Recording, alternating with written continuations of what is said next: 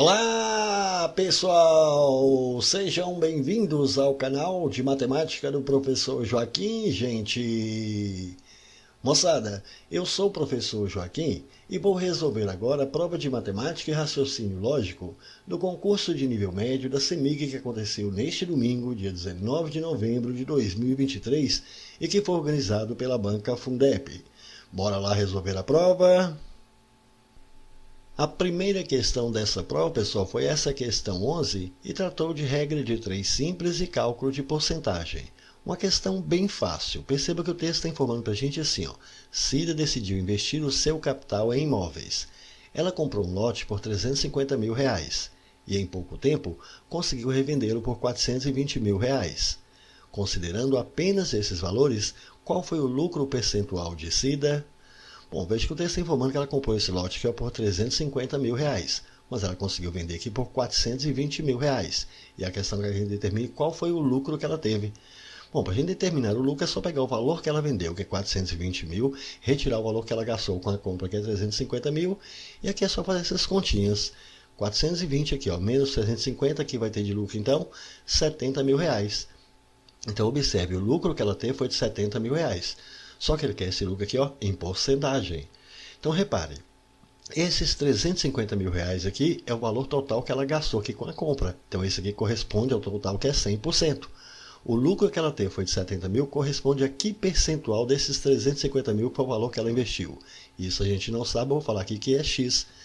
Pronto, observe que nós temos essa regrinha de 3 simples aqui, ó, diretamente proporcional. É só pegar isso e multiplicar em cruz. 350 mil aqui vezes x vai ficar 350 mil vezes x. E multiplicando agora 70 mil aqui, ó, por 100, é só acrescentar 2 zerinhos aqui no final, que isso aqui vai ficar 7 milhões. Vamos cancelar aqui, ó, 4 zerinhos aqui desse lado com 4 zerinhos desse lado de cá.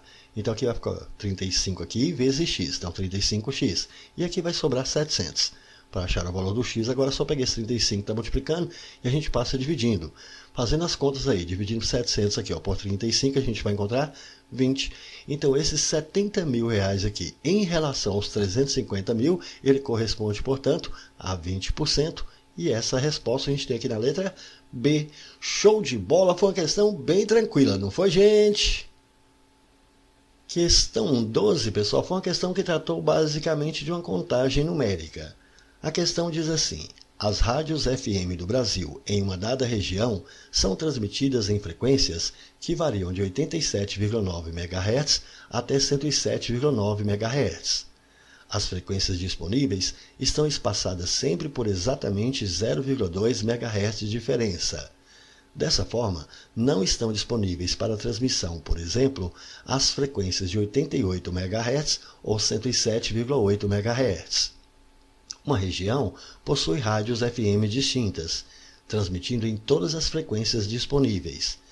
Considere que a rádio que transmite na menor frequência, que é 87,9 MHz, é indicada pela sigla A, a segunda menor pela sigla B, e assim por diante, AC, AD, AE, pontinho, pontinho, pontinho, AX, AY, AZ, BA, BB, BC, pontinho, pontinho, pontinho, BY, BX, BZ, CA, CB, CC, pontinho, pontinho, pontinho, com as frequências em ordem crescente até a rádio de maior frequência. Qual será a frequência indicada pela sigla CK em MHz? Bom, veja que o texto está informando aqui que essa região ela possui rádios FM distintas que transmitem aqui em todas as frequências que estão disponíveis. Pediu para considerar que a rádio que transmite aqui na menor frequência, que é indicada por essa sigla A, está na frequência 87,9 MHz, que é a menor frequência. Então, a rádio que tem essa sigla A, ela possui a menor frequência aqui, que é 87,9 MHz. Falou que a segunda menor aqui vai estar indicada pela sigla AB, e assim por diante. Então, nós temos agora aqui, ó, AC, que vai ser a próxima, em seguida vem AD, depois vem AE, pontinho, pontinho, pontinho, vem a X, vem a Y, vem a Z. Repare, todas essas que nós começamos aqui, todas essas rádios que a gente colocou aqui, começaram aqui, ó, pela letra A. Então, no total, que a gente vai ter quantas rádios que começaram aqui com essa letra A? Veja, está variando aqui, ó, de AA até chegar em AZ. Então, variou da letra A até a letra Z. Da letra A até a letra Z, nós temos 26 letras. Portanto, nós vamos ter um total aqui, ó, de 26 rádios. Todas essas aqui começaram com a letra A. Em seguida, vamos agora para aquelas que começam aqui com a letra B. A primeira aqui vai ser BA, depois a gente tem BB, depois em BC, pontinho, pontinho, pontinho. Aqui eu penso que foi um erro de digitação, pessoal, porque o X vem antes do Y. Então aqui tem que ser primeiro BX, depois vem BY, em seguida BZ. Então, novamente aqui, ó, quantas rádios a gente vai ter aqui? Da BA até a BZ. Então, repare, variou novamente da letra A até a letra Z. Então, nós vamos ter 26 letras aqui. Portanto, a gente vai ter aqui 26 rádios. Aí vai continuar agora com a letra C. Com a letra C, a gente tem aqui, ó, CA, vem CB, em seguida CC. E ele quer saber qual que é a frequência indicada por aquela que está com a sigla CK. Então, qual que é a frequência da CK? Então, a gente vai colocar aqui, continuando aqui, ó, depois do CC, quem é que vem? Repare, ó, na ordem CA, CB, CC, depois vem CD, depois CE, depois CF, CG, depois CH, depois vem CI, CJ, CK. A gente quer saber qual que é a frequência dessa daqui, ó, CK. Então, no total, aqui nós temos agora, até chegar nessa CK, quantas rádios? Nós temos 1, 2, 3, 4, 5, 6, 7, 8, 9, 10. Então, nós temos aqui mais 11 rádios. Então, dessa rádio A até essa rádio CK aqui, ó, nós temos aqui um total de quantos rádios? 26 aqui, com mais 26, 52. 52 com mais 1, nós vamos ter um total aqui, ó, de 63 rádios. Agora, observe, ele falou que as frequências disponíveis elas estão espaçadas sempre por exatamente 0,2 MHz de diferença. Ou seja, o intervalo aqui sempre entre duas rádios, quaisquer dessas aqui consecutivas, vai ser de 0,2 MHz de diferença. Então, esse espaçamento em duas rádios qualquer uma que eu tomar aqui, ó, essa distância de AX para AY aqui, sempre vai ser essa diferença de 0,2 MHz. Então, qual vai ser o total de intervalos que eu tenho entre as rádios AA e CK, até chegar nessa aqui, ó, da A até CK?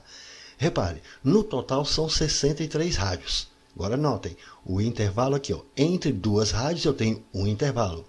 Entre três rádios eu tenho dois intervalos. Entre 4 rádios, 3 intervalos. Entre 10 rádios eu vou ter 9 intervalos. Então, entre 63 rádios eu vou ter um total de 62 intervalos. Bom, só que cada intervalo aqui é de 0,2. Então, no total aqui, do AA até chegar no CK, basta pegar essa quantidade de intervalos que é 62, multiplicar aqui por essa diferença que é 0,2 e multiplicando 62 por 0,2, a gente vai chegar em 12,4. Então, de AA até chegar em CK é 12,4. A menor aqui, que é a A, a gente já sabe que é 87,9. Mais esse total que vai ter aqui, que é 12,4. Então, quando chegar na CK, qual vai ser a frequência dela? 87,9 mais 12,4. Então, a frequência dela vai ser 100,3 MHz. Então, qual que será a frequência indicada pela sigla CK? Pela sigla CK será de 100,3 MHz. E essa resposta a gente tem aqui na letra B. Show de bola, uma bela questão, não foi, gente? Questão 13, pessoal, foi uma questão que tratou basicamente de orientação espacial. Diz assim a questão: uma pessoa parte do ponto A e se move 10 metros em linha reta. Em seguida, muda a direção do movimento, girando 90 graus no sentido anti-horário, e se desloca mais 10 graus em linha reta. Em seguida, gira mais 90 graus no sentido anti-horário e percorre mais 10 metros em linha reta, chegando no ponto B.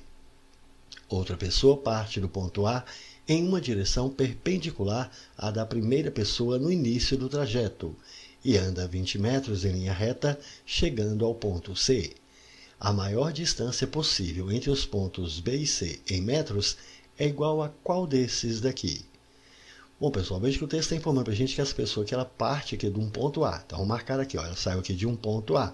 Aí ela se move 10 metros em linha reta. Então, a partir desse ponto A, ela vai sair aqui, ó, 10 metros em linha reta.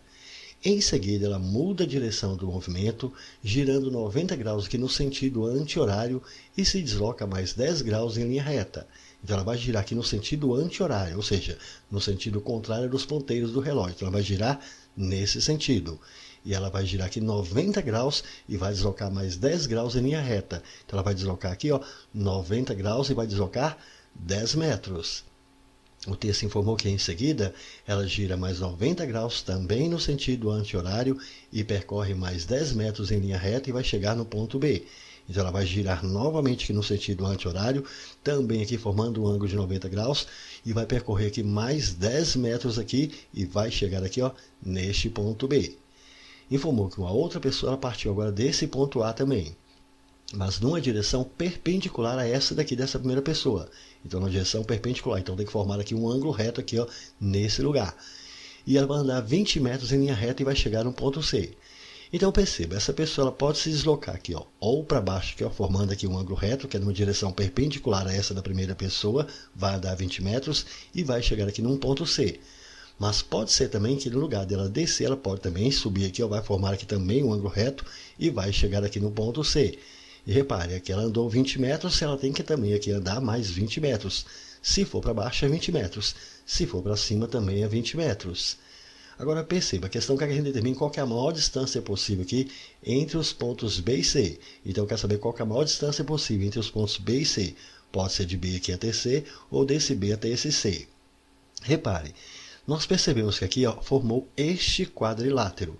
Se isso aqui é um quadrilátero, a gente sabe que a soma dos ângulos internos de um quadrilátero é 360 graus. Aqui é 90, aqui é 90, aqui também é 90. Então, para completar 360, está faltando quanto?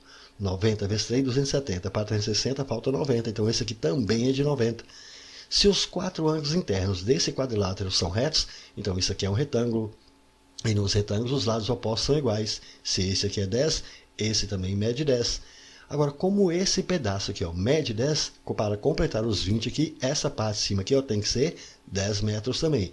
Então, essa distância de B até C mede 10 metros. Agora, se eu considerar essa distância aqui, ó, de B até C aqui, qual vai ser esse tamanho todo, essa distância? Vai ser esses 10 metros daqui até aqui, mais esses 20 aqui, totalizando, portanto, 30. Como a questão que a gente determina é qual que é a maior distância possível entre os dois pontos, veja, nós temos duas distâncias. Essa aqui que é 10 e essa que é 30. Então, a maior distância possível vai ser de 30 metros. E essa resposta a gente tem na letra C. Show de bola, uma bela questão, não foi, gente? Questão 14, pessoal, tratou do cálculo de porcentagem de uma regra de 3 simples. A questão diz assim: a composição de uma mistura é de 60% de água e 40% de um elemento químico. Após a evaporação de 25% da água na mistura e mantendo-se a quantidade do elemento químico nela presente, observou-se que ainda restavam 180 ml de água. Qual é o volume do elemento químico presente na mistura desde o momento inicial em ml? Bom, veja que o texto está falando para a gente que a composição dessa mistura é de 60% de água e 40% de um elemento químico. Então, nessa mistura nós temos água e esse elemento químico, sendo que a quantidade de água corresponde a 60% aqui da mistura, enquanto que a quantidade do elemento químico é 40% da mistura. O texto informou para a gente que após a evaporação de 25% da água na mistura, restou aqui, ó, 180 ml de água. Então, repare, se evaporou 25% da água na mistura, qual foi a quantidade de água que restou nessa mistura? Repare, foi evaporada aqui, ó, 25%. Se evaporou 25%, significa que vai restar quanto? Vai restar 75% da água na mistura. E esse 75% da água na mistura que restou corresponde a essa quantidade aqui, que é 180. Então, 180 ml aqui. Pronto, chegamos nessa equaçãozinha aqui para a gente resolver. 75% a gente sabe que é 75 sobre 100, que é 0,75. Vamos representar essa água aqui, ó, por A. Então aqui vai ficar 0,75 de A. De matemática é vezes, então isso aqui vai ficar 0,75 vezes A, e isso é igual a 180. Para achar o valor desse A, é só pegar o 0,75 que está multiplicando, a gente passa dividindo. Mas para facilitar as nossas contas, vamos eliminar essa vírgula daqui. Como nós temos duas casas aqui depois da vírgula, vamos multiplicar os dois lados da igualdade aqui, ó, por 100. Porque ao multiplicar 0,75 por 100, a vírgula desloca duas casas para a direita, então isso aqui vai ficar 75 vezes A. E multiplicando 180 por 100, é só acrescentar dois zerinhos no final, que isso aqui vai ficar 18.000. Agora fica mais fácil para a gente achar o valor desse A. Esse 75 que está multiplicando, a gente passa dividindo. E fazendo as continhas aí no cantinho do papel, dividindo 18.000 por 75, a gente encontra 240. Essa quantidade aqui é a quantidade inicial de água que havia na mistura. Então a quantidade de água na mistura era de 240 ml. Mas a questão que a gente determina aqui qual que é o volume do elemento químico presente na mistura desde o momento inicial. Então nós precisamos saber qual que é a quantidade do elemento químico que havia inicialmente aqui nessa mistura. Mas repare, esses 240 ml aqui a gente sabe que corresponde aqui a 60% da mistura. Então esses 40% aqui da mistura corresponde a qual quantidade do elemento químico? Eu não sei, eu vou falar que aqui vai ser uma quantidade X. Repare, temos essa regrinha de 3 simples, diretamente proporcional. É só pegar isso e multiplicar em cruz. 60 vezes x, 60x. E aqui vai ser igual a 240 vezes 40. Eu não vou fazer essa conta ainda não, vou deixar apenas indicado aqui, ó. 240 vezes 40. E por que a gente deixou indicado? Repare que vai ficar mais fácil para a gente fazer as contas aqui. Esse 60 aqui está multiplicando, a gente passa dividindo. Então eu já posso simplificar logo aqui, ó, 240 aqui por 60, aqui sobra 4. Assim, o valor do x vai ser 4 aqui vezes 40 vai dar 160. Então a quantidade do elemento químico que havia aqui desde o momento inicial na mistura era de 160 ml, que corresponde a 40% aqui do total da mistura. Ele quer saber exatamente isso. Qual é o volume do elemento químico presente na mistura desde o momento inicial em ml. Então, havia desde o momento inicial aqui na mistura do elemento químico 160 ml. E essa resposta a gente tem na letra A. Show de bola, uma bela questão, não foi, gente? Questão 15, pessoal, tratou basicamente da resolução de uma equação de primeiro grau envolvendo frações. A questão diz assim: para um show de rock foram vendidos 3 tipos de ingresso. O mais caro era a entrada premium, que incluía alimentação, e custava o triplo do preço da entrada comum. Também foi vendida a entrada comum e a meia entrada aqui por 50% do valor da entrada comum, que é destinada a grupos específicos, dentre eles os estudantes. Do total de ingressos vendidos, 1/3 foi de cada tipo, totalizando uma arrecadação de R$ 720 mil. Qual foi o valor arrecadado com a venda de entradas comuns para esse show em reais? Bom, veja que então, o texto está informando para a gente que para esse show de rock aqui ó, foram vendidos 3 tipos de ingresso. Ele está chamando aqui ó, de entrada premium, entrada comum e meia entrada. Então, vamos marcar aqui, ó, entrada premium, entrada comum e meia entrada. O texto informa para a gente que o mais caro era a entrada premium, que incluía alimentação, e ela custava o triplo do preço da entrada comum. Mas qual que é o preço dessa entrada comum? Eu não sei qual que é o preço dessa entrada comum, vou falar que era um preço P qualquer. Mas eu sei que o preço da entrada premium é o triplo do preço da entrada comum. Se o preço da entrada comum a gente falou que é P, então a entrada premium tem que ser o triplo, portanto 3P. Já a meia entrada é 50% do valor da entrada comum, ou seja, metade do valor da entrada comum. Como a entrada comum é P, a meia entrada tem que ser metade desse preço P. Aí ele informa também para a gente que do total de ingressos vendidos, 1/3 foi de cada tipo. Mas qual foi esse total de ingressos que foram vendidos? Isso a gente também não sabe. Então vamos falar que o total de ingressos que foram vendidos aqui foi uma quantidade X. Mas nós sabemos que 1/3 aqui ó, foi de cada tipo. Então foi vendido aqui ó, 1/3 desse aqui de entrada premium. Então 1/3 desse total de ingressos vendido aqui que é X. Então aqui para a entrada premium aqui foi vendido 1/3 aqui dessa quantidade X. A mesma coisa que com a entrada comum. Também foi vendido aqui ó, 1/3 dessa quantidade X. E meia entrada também foi 1/3 dessa quantidade X.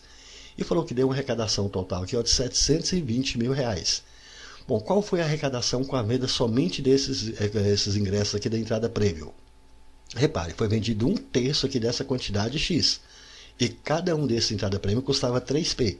Então, para saber qual o valor arrecadado, basta a gente pegar o preço de cada um da entrada premium, multiplicar isso aqui pela quantidade que foi vendida, que é 1/3 de X, fazendo as continhas aqui. Ó. Repara que a gente vai poder cancelar esse 3 aqui em cima com esse 3 de baixo. Então vai ficar o P vezes 1 vezes X, vai ficar PX.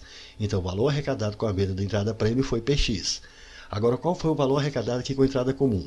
O preço da entrada comum é P e foi vendido 1/3 de X. Então é só pegar esse preço aqui que é P, multiplicar pela quantidade vendida que é 1/3 de X, fazendo as continhas aqui vai dar quanto? Bom, o que é esse número multiplicado aqui por essa fração? Então vamos colocar aqui o traço de fração. P vezes 1 vai dar P vezes X, PX. Isso aqui sobre 3. Então a arrecadação aqui com a venda da entrada comum foi PX sobre 3. Agora a meia entrada é meio P, que é o preço aqui desse aqui da meia entrada, multiplicando aqui, nós precisamos multiplicar isso aqui pela quantidade vendida, que é 1/3 de X. Efetuando esse produto aqui, ó, é um produto agora que envolve duas frações. Então vamos colocar aqui, ó, traço de fração. 1 vezes P dá P, vezes 1 vezes X vai ficar PX. 2 vezes 3 aqui, 6. Então, o valor arrecadado aqui com a venda da minha entrada foi PX sobre 6. Mas o valor total arrecadado foi 720 mil. Então, se a gente somar o valor arrecadado aqui com a venda prêmio, que foi PX, com o valor arrecadado com a venda prêmio aqui, que é a venda comum, que é PX sobre 3. Então, a venda prêmio mais a venda comum, que é PX sobre 3, mais a meia entrada, que é PX sobre 6, somando os valores arrecadados aqui das vendas dos 3 tipos de ingresso aqui, tem que totalizar os 720 mil.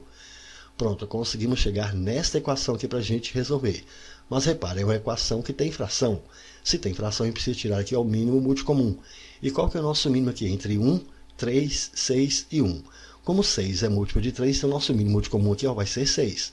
Agora que eu já sei quem é o mínimo, a gente pega esse mínimo, divide embaixo, resultado e multiplica em cima.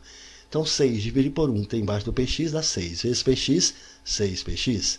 6 dividido por 3 dá 2 vezes mais px vai ficar mais 2px. 6 dividido por 6 dá 1 vezes mais px, mais px. 6 dividido por 1 tem embaixo dos 720 mil dá 6. Multiplicando 6 aqui por 720 mil, a gente vai encontrar 4.320.000. Vamos somar isso aqui, ó. 6px mais 2px mais px, aqui vai dar 9px. Isso é igual a 4.320.000. Para achar agora o valor do px, é só pegar esse 9 que está multiplicando, a gente passa dividindo. Fazendo essas continhas aí no cantinho do papel, dividindo 4.320.000 aqui, ó. Por 9 a gente vai encontrar 480 mil. Então, achei o valor de PX, que é o valor arrecadado aqui com a venda da entrada premium. Mas a questão quer saber qual foi o valor arrecadado aqui com a venda de entradas comuns para o show. A entrada comum, repare, é PX sobre 3. Só que agora a gente já sabe que o PX aqui é 480 mil. 480 mil dividido por 3 aqui vai dar 160 mil. Assim, qual foi o valor arrecadado com a venda de entrada comuns para esse show em reais? 160 mil reais. E essa resposta a gente tem na letra B. Show de bola, uma bela questão, não foi, gente?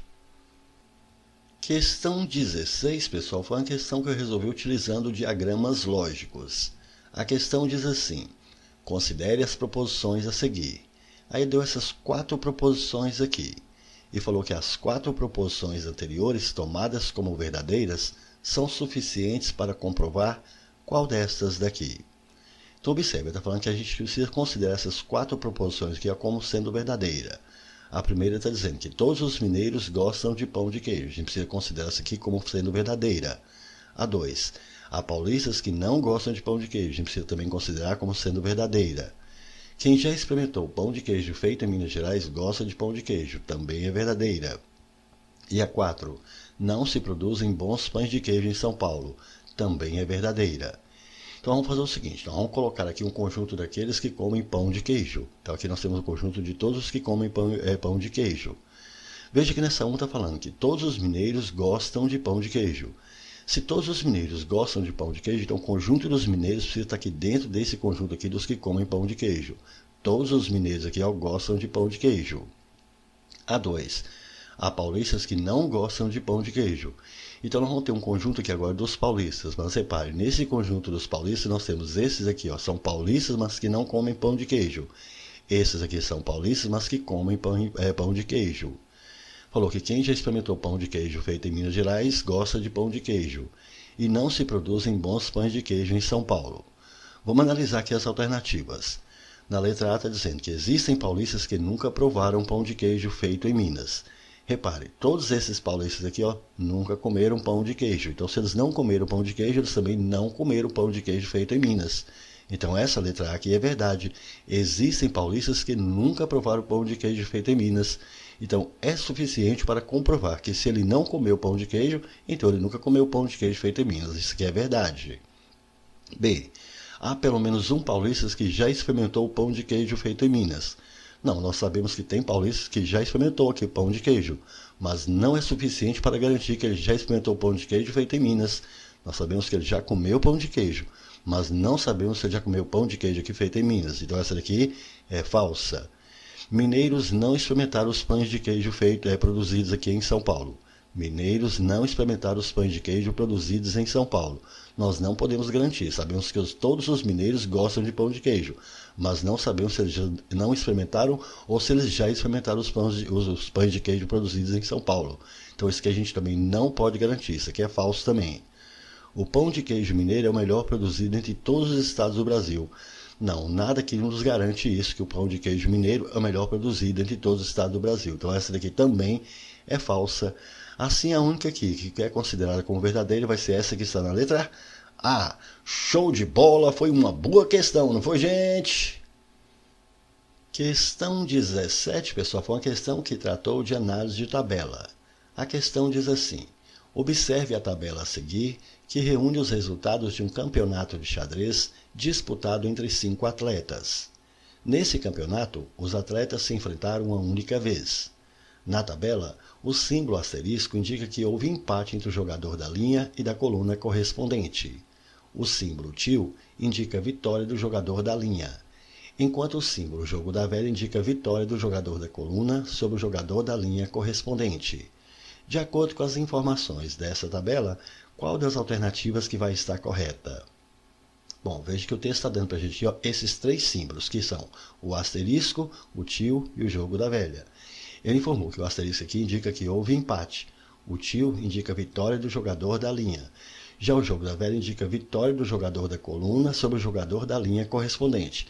Se teve vitória do jogador da coluna sobre o jogador da linha, é porque houve derrota do jogador da linha. Pronto, então agora nós vamos com esses resultados aqui, nós vamos preencher aqui a nossa tabela. Veja, esse asterisco indica empate. Então o asterisco aqui é empate. Aqui não tem mais, aqui nós temos asterisco, empate. Não tem mais, aqui também não tem, aqui não tem, aqui nós temos empate. Aqui também, empate. O tio indica a vitória do jogador da linha. Então o tio. Então aqui o tio teve vitória. Aqui também tio teve vitória. Tio aqui também, vitória. Aqui também, vitória. Aqui também, vitória. Aqui nós temos vitória. Aqui também, vitória. Aqui também, vitória. Pronto, preenchemos todos aqui o que tem tio. Agora, o jogo da velha, derrota. Então, o jogo da velha, derrota. Então, aqui, derrota. Aqui também foi derrota.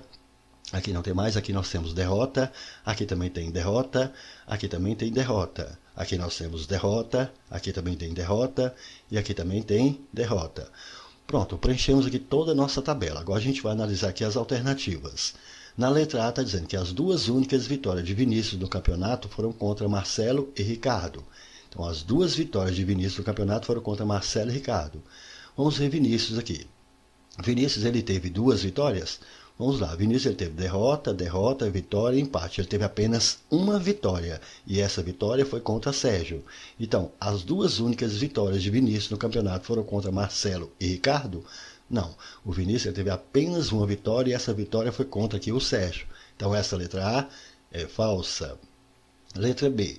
De todos os jogos realizados no campeonato, apenas 4 terminaram empatados.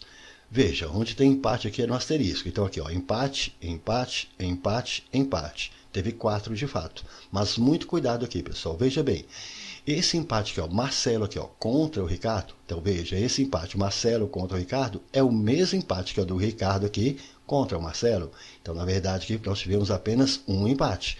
Agora, repare também, esse empate que é do Vinícius aqui, empate do Vinícius aqui contra o Wallace, é o mesmo empate que do Wallace aqui contra o Vinícius. Portanto, nós tivemos, então, foram 2 empates e não 4. Então, de todos os jogos realizados no campeonato, apenas 4 terminaram empatados? Não, nós tivemos 2. Então, essa daqui é falsa. Letra C. Sérgio terminou o campeonato sendo o único jogador que não teve nenhum empate. Sérgio, ele teve vitória, derrota, derrota, vitória. De fato, ele não teve nenhum empate. Então, essa daqui é verdade. Letra D. O Wallace foi o único jogador que sofreu apenas uma derrota ao longo do campeonato. Então, vamos ver o Wallace aqui. Ele teve vitória, vitória. Veja, aqui ele teve derrota. Aqui ele teve esse empate. Então, de fato, ele teve apenas uma derrota. Mas ele foi o único jogador que teve apenas uma derrota. Vamos ver, o Marcelo ele teve essa derrota, teve mais essa derrota, ele teve 2 derrotas. Vamos ver o Ricardo, teve empate, vitória, vitória, teve também aqui apenas uma derrota. O Sérgio, ele teve essa derrota, 2. O Vinícius, ele teve 1, 2 derrotas também. Portanto, o Wallace foi o único jogador que sofreu apenas uma derrota ao longo do campeonato? Não, nós tivemos 2 jogadores que sofreram apenas uma derrota, que foram aqui o Wallace e o Ricardo, que teve apenas uma derrota. Então, o Wallace foi o único jogador que sofreu apenas uma derrota ao longo do campeonato? Não, essa daqui é falsa. Assim, a única alternativa correta vai estar aqui na letra C. Show de bola, uma bela questão, não foi, gente? Questão 18, pessoal, foi uma questão que tratou do princípio das gavetas, também conhecido como o princípio da casa dos pombos. A questão diz assim: um grupo de amigos se encontrou no mês de fevereiro de 2013. Todos eles eram aniversariantes daquele mês em dias distintos. Considerando que 2013 não foi um ano bissexto, qual é o número mínimo de amigos no encontro para o qual necessariamente alguém faria aniversário em um sábado ou em um domingo? Bom, veja que o texto está falando que nós temos aqui esse grupo de amigos que se encontrou aqui no mês de fevereiro de 2013. Informou que todos esses amigos eram aniversariantes desse mês, mas em dias distintos, ou seja, em dias diferentes. Significa então que cada um desses amigos faz aniversário em um dia diferente do outro. Informou que 2013 não foi um ano bissexto. Então, 2013 aqui, não foi um ano bissexto. Se 2013 não foi um ano bissexto, então esse mês de fevereiro ele tem 28 dias. E ele quer saber qual deve ser o número mínimo de amigos desse encontro para o qual necessariamente alguém vai fazer aniversário em um sábado ou em um domingo. Vamos colocar aqui os dias da semana. Nós temos segunda, terça, quarta, quinta, sexta, sábado, domingo. A semana tem 7 dias. Então, se a gente pegar esses 28 dias que nós temos aqui do mês de fevereiro aqui e dividir aqui em 7 dias, nós vamos ter 4 dias de cada um desses. Nós vamos ter 4 segunda-feira, 4 terças-feiras, 4 quartas, 4 quintas, 4 sextas, 4 sábados e 4 domingos. Ele quer saber qual deve ser o número mínimo de amigos nesse encontro para o qual necessariamente alguém vai fazer aniversário aqui no sábado ou no domingo. Então, aqui no sábado ou domingo. Então, veja, de segunda até sexta-feira aqui, quantos dias nós temos? Nós temos 4 segundas, 4 terças, 4 quartas, 4 quintas e 4 sextas. Então, no total aqui nós temos 20 dias. Então, qual deve ser a quantidade mínima de amigos que eu posso ter aqui, de maneira que alguém faça aniversário ou no sábado ou no domingo? Então aqui nós vamos utilizar esse princípio das gavetas aqui. O princípio das gavetas diz para a gente que se N objetos forem colocados em no máximo N-1 gavetas, então pelo menos uma delas vai conter aqui pelo menos 2 objetos. Então repare, se nós temos aqui 20 gavetas aqui, então qual deve ser a quantidade mínima de amigos que eu tenho que ter aqui para que cada um fazendo aniversário em um dia diferente, eu tenho aqui que alguém faça aniversário no sábado ou no domingo. Repare aqui, eu já tenho 20 dias, então eu tenho que ter no mínimo 21 amigos, porque qualquer um desses aqui faz aniversário em dias diferentes, qualquer um desses aqui pode fazer aniversário em qualquer um desses dias aqui. Mas eu quero garantir que pelo menos alguém faça aniversário no sábado ou no domingo. Então, para que alguém faça aniversário no sábado ou no domingo, eu preciso ter no mínimo 21 amigos. Observe aqui, vamos analisar aqui as alternativas. Se a gente tiver aqui na letra A 5 amigos, dá para garantir que alguém vai fazer aniversário aqui no sábado ou domingo? Pode até ser que alguém faça aniversário no sábado e domingo, mas nós não podemos garantir, porque nós temos 20 dias aqui que não são nem sábado nem domingo. Então, nós temos 20 dias aqui, de segunda até sexta-feira. Então, com 5 amigos, não é possível garantir. Nós não podemos garantir que se eu tiver 5 amigos, alguém faça aniversário no sábado e domingo. Pode ser que faça no sábado ou que faça no domingo, mas nós não podemos garantir, porque nós temos 20 dias aqui. Com 5 amigos não dá para garantir. E se for 6 amigos? Se for 6 amigos também não dá para garantir, porque nós temos 20 dias. Pode ser que esses 6 amigos aqui façam aniversário em qualquer um desses 20 dias. Então não dá para garantir que seja no sábado ou domingo. Então também não podemos garantir. E se for 20 amigos? Também não dá para garantir, porque pode ser que esses 20 amigos, cada um deles faça aniversário em um desses 20 dias aqui. Então não dá para garantir também que é no sábado ou no domingo. Então também não podemos garantir. Agora, com 21 amigos, agora sim, nós já podemos garantir. Com 21 amigos aqui, no mínimo 21 amigos, dá para garantir que pelo menos um deles aqui vai fazer aniversário no sábado ou no domingo. Nós temos 20 dias. Se cada um dos aniversariantes faz aniversário em um dia diferente do outro, então nós temos 20 dias. Cada um fez aniversário em um dia, então o 21º amigo, com toda certeza, fará aniversário no dia seguinte, que pode ser ou no sábado, ou pode ser que ele também faça no domingo. Então aqui nós podemos garantir. Assim, qual deve ser o número mínimo de amigos nesse encontro para o qual necessariamente alguém faz aniversário no sábado ou em um domingo? Nós vamos ter no mínimo aqui 21 amigos e essa resposta a gente tem na letra D. Show de bola, uma bela questão, não foi, gente? Questão 19, pessoal, tratou de algumas operações aritméticas fundamentais. A questão diz assim: seja n o número resultante do dobro do produto dos 20 primeiros números ímpares positivos. O número n termina com algarismo, qual desses daqui? Então veja, também a gente considerar aqui um número n, que é o número resultante do dobro do produto desses 20 primeiros números ímpares positivos. Então se é o dobro, vai ser 2 vezes esse produto desses 20 primeiros ímpares positivos aqui. Então, para 2 vezes, eu vou abrir aqui um parênteses para a gente colocar aqui o produto desses 20 primeiros números ímpares positivos.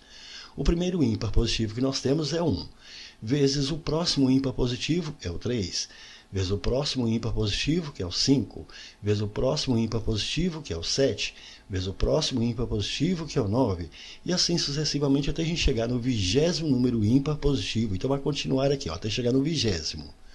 Repare, como isso aqui é um produto, a gente pode tirar esse parênteses daqui. Então isso aqui vai ser assim, ó, 2 vezes 1, vezes 3, vezes 5, vezes 7, vezes 9. E vai continuar esse produto até chegar no 20º. Agora notem, 2 vezes 5 aqui, ó, é 10. 10 agora, ao multiplicar por qualquer produto que der aqui, fatalmente tem que dar um número aqui, ó, que precisa terminar em 0.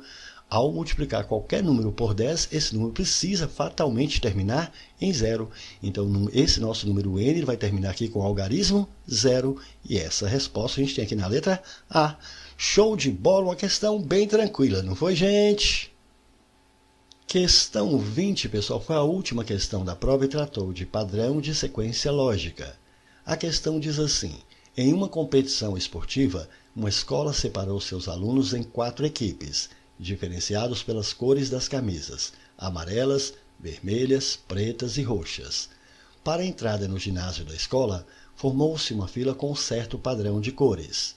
A ordem era um aluno de camisa amarela, outro de camisa vermelha, outro aluno de camisa preta e outro de camisa roxa. Em seguida, a ordem das cores se repetia: amarela, vermelha, preta, roxa. Amarela, vermelha, preta, roxa. Pontinho, pontinho, pontinho.